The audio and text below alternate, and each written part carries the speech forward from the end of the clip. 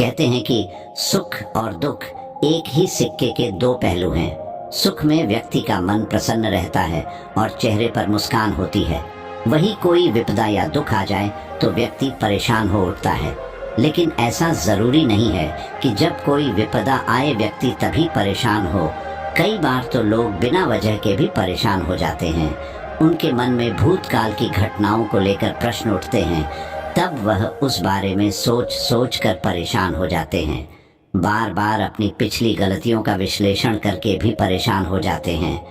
कई बार भविष्य में होने वाली घटनाओं को लेकर भी व्यक्ति आज से ही परेशान होना शुरू कर देते हैं। इस तरह से परेशान रहने से व्यक्ति का मानसिक स्वास्थ्य प्रभावित होता है और उसकी सोचने समझने की क्षमता भी कमजोर हो जाती है।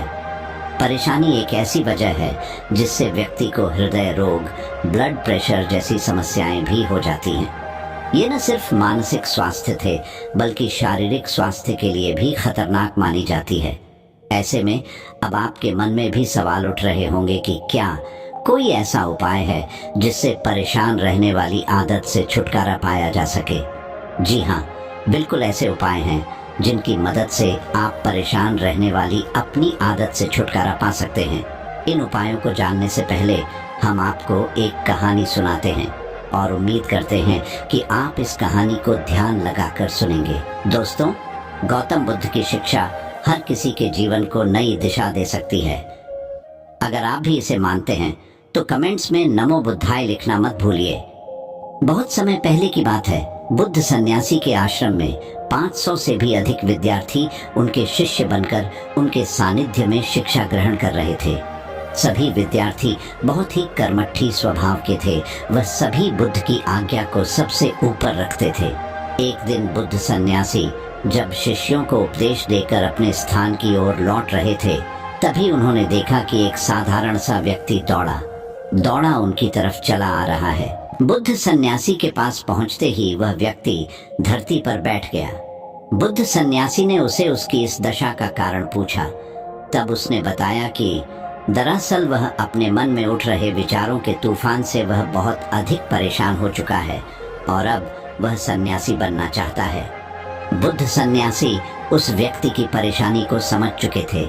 उन्होंने उससे कहा कि तुम सचमुच सन्यासी बनना चाहते हो या केवल सन्यासी जैसे दिखना चाहते हो। तब उस व्यक्ति ने उत्तर दिया कि मैं तो अवश्य ही सन्यासी बनना चाहता हूँ। तब बुद्ध सन्यासी ने कहा कि मेरे आश्रम में पहले से ही 500 पर्याप्त शिष्य हैं।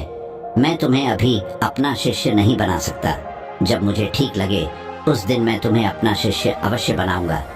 उस व्यक्ति ने बुद्ध सन्यासी की आज्ञा स्वीकार कर ली और कहा कि ठीक है, मैं मन से आपको अपना गुरु मानता हूँ, इसलिए आपकी हर बात स्वीकार है।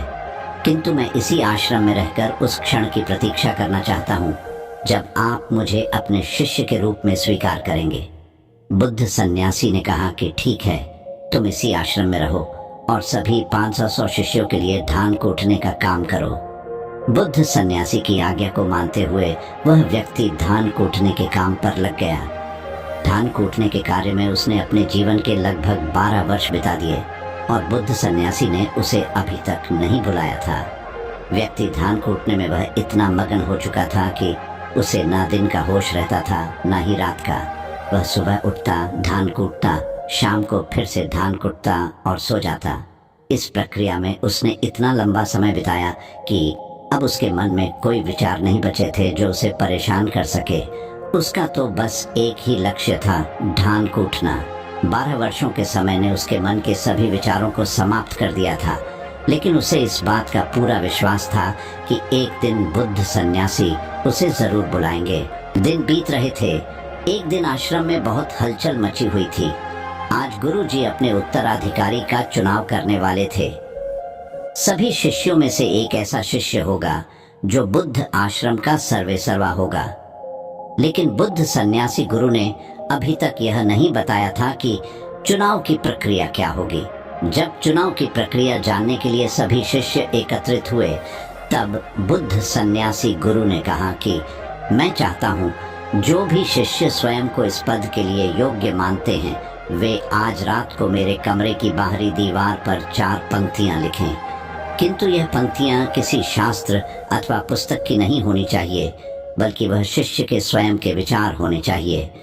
बुद्ध गुरु की इन बातों को सुनकर सभी शिष्य आपस में बातचीत करने लगे और मन ही मन सोचने लगे कि गुरु को धोखा देना इतना आसान नहीं है। यदि हमने किसी शास्त्र अथवा किसी पुस्तक से पढ़ी गई पंक्ति को लिखा तो गुरु तुरंत ही पहचान जाएंगे। इन सभी शिष्यों में से एक शिष्य ने बड़ी हिम्मत के साथ बुद्ध गुरु के कमरे के बाहर की दीवारों पर 4 पंक्तियां लिख डाली। मन एक दर्पण की तरह है, उस पर धूल जम जाती है। धूल को साफ कर दो तो धर्म और सत्य की प्राप्ति हो जाएगी। सुबह जब बुद्ध सन्यासी ने दीवार को देखा तो उस शिष्य को सामने आने का आदेश दिया जिसने यह पंक्तियां लिखी थी। लेकिन उस शिष्य के अंदर इतना भय था कि उसने पहले ही आश्रम का त्याग कर दिया था और अपने मित्रों को कहा था कि यदि गुरु इन पंक्तियों की प्रशंसा करें तो मेरे पास संदेश भेजना, किंतु यदि हमारे गुरु उपस्थित होने का आदेश दें तो समझ लेना कि मैंने कुछ गलती की है। आश्रम में सब और इसी बात की चर्चा थी कि इतनी सुंदर पंक्तियां लिखने के बाद भी गुरु उस शिष्य पर क्रोधित हैं। उसने बिल्कुल सही पंक्तियां लिखी हैं, लेकिन फिर भी गुरु उसे दंडित करना चाहते हैं।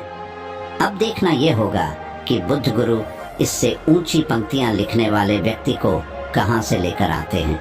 इन्हीं सब बातों पर चर्चा करते हुए 2 शिष्य धान कूटने वाले व्यक्ति के पास जा पहुंचे। उस धान कूटने वाले व्यक्ति के अंदर भी जिज्ञासा हुई। उसने पूछा कि आश्रम में क्या चल रहा है।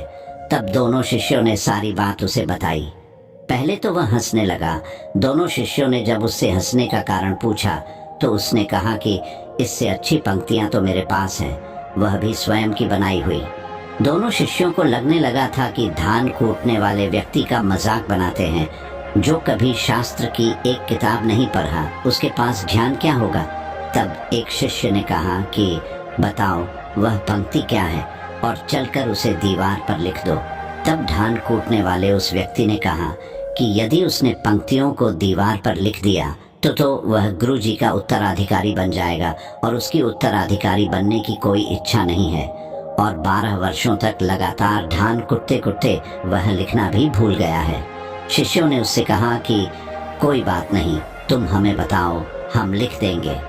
धान कूटने वाले व्यक्ति ने बताया कि जो जाकर लिख दो, कैसा दर्पण, कैसी धूल, ना कोई दर्पण ना कोई धूल, जो जान गया यह रहस्य धर्म और सत्य उसे ही प्राप्त है। उन शिष्यों ने पंक्तियों को जाकर बुद्ध गुरु की दीवार पर लिख दिया, किंतु बुद्ध गुरु जान चुके थे कि यह विचार तो उस धान कूटने वाले व्यक्ति के हैं। थोड़ी देर बाद जब शिष्य वहां से चले गए तब गुरु स्वयं उस धान कूटने वाले व्यक्ति से मिलने आए और उससे कहा कि अब वह उत्तराधिकारी बन चुका है। उसकी इच्छा हो या ना हो, गुरु जी का उत्तराधिकारी बन गया है। बुद्ध सन्यासी से कहा कि अब वह इस आश्रम को छोड़कर जाए और कहीं दूर आश्रम बनाकर ज्ञान का प्रचार प्रसार करें, क्योंकि इस आश्रम के लोग तुम्हें कभी गुरु नहीं मानेंगे। वो यह नहीं पहचान पाएंगे कि बिना शास्त्र की पढ़ाई के भी कोई ज्ञान को प्राप्त हो सकता है। वह धान कूटने वाला व्यक्ति बुद्ध गुरु को प्रणाम करता है। उसके कृतज्ञता के आंसू गुरु के पैरों पर गिरते हैं। वह समर्पण की भावना से खुद को गदगद महसूस करता है। गुरु उसे बड़े प्रेम से उसे उठाते हैं, गले लगाते हैं और कहते हैं कि तुम ज्ञान को प्राप्त हो, इस प्रकाश को दुनिया में फैलाओ। गुरु को वंदन करके वहां से निकल जाता है।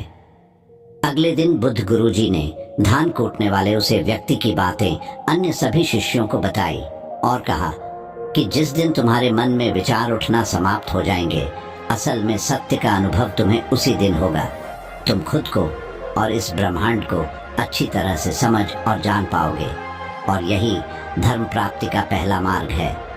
मन के विचारों को शांत करने का सबसे अच्छा तरीका है अपने विचारों पर ध्यान देना। मन में किस प्रकार के विचार आ रहे हैं उस पर बड़ी ही सावधानी से निरीक्षण करने की आवश्यकता होती है, लेकिन इसका यह अर्थ बिल्कुल नहीं है कि मन में आने वाले विचारों को दबा दिया जाए। ऐसा करने से विचारों की जड़ें और तेजी से फैलेंगी। इसलिए अपने मन पर ध्यान देना है। हो सकता है कि आपका मन थोड़े समय के लिए भटकने की अवस्था में आ जाए, लेकिन आपको जैसे ही यह याद आए कि आप तो विचारों का निरीक्षण करने आए थे, तुरंत ही अपने विचारों पर ध्यान लगाना शुरू कर दें। शुरुआत में परेशानी हो सकती है, मन इधर उधर भागने लगेगा, लेकिन कुछ ही दिनों में जब आपको इसकी आदत पड़ जाएगी, तब आप आसानी से अपने विचारों को समझ पाएंगे और देख पाएंगे कि आपका मन किस दिशा में जा रहा है। धीरे धीरे आप पाएंगे कि आपके मन में विचार उठना कम हो गए हैं। अब आप न तो अपने भूतकाल की चिंता करते हैं, न ही भविष्य काल की। आपका मन और जीवन दोनों ही वर्तमान में जीना सीख जाते हैं। इस प्रकार बुद्ध गुरु जी ने शिष्यों के साथ अपनी बातचीत समाप्त की। उम्मीद करते हैं कि आपको यह कहानी पसंद आई होगी और इससे आपने कुछ महत्वपूर्ण सीखा होगा जो आपके जीवन में काम आएगी।